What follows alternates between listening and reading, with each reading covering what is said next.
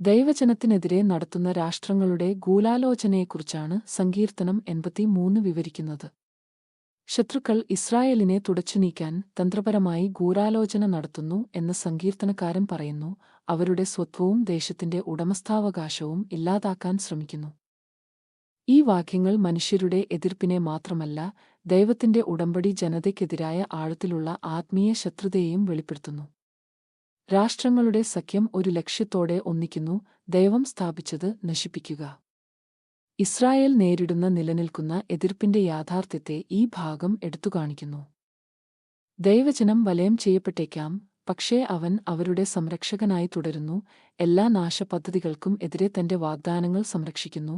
ജനതകൾ അവർക്കെതിരെ എഴുന്നേറ്റെങ്കിലും ദൈവം ഒരിക്കലും തന്റെ ജനത്തെ പൂർണ്ണമായും പിഴുതെറിഞ്ഞില്ല.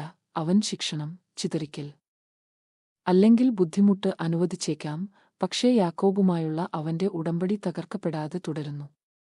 ഒരു വൃക്ഷം കുലുങ്ങിപ്പോകുമെങ്കിലും നശിപ്പിക്കപ്പെടാത്തതുപോലെ ഇസ്രായേൽ പ്രവാസവും പീഡനവും ചിതറിപ്പോയലും സഹിച്ചു, പക്ഷേ ഒരിക്കലും മായ്ക്കപ്പെട്ടില്ല. കർത്താവിന്റെ വിശ്വസ്തത അവന്റെ തിരഞ്ഞെടുക്കപ്പെട്ട ജനം നട്ടുപിടിപ്പിക്കപ്പെട്ട നിലയിൽ തുടരുന്നുവെന്ന് ഉറപ്പാക്കുന്നു, കാരണം അവന്റെ വചനം എന്നേക്കും നിലനിൽക്കുന്നു.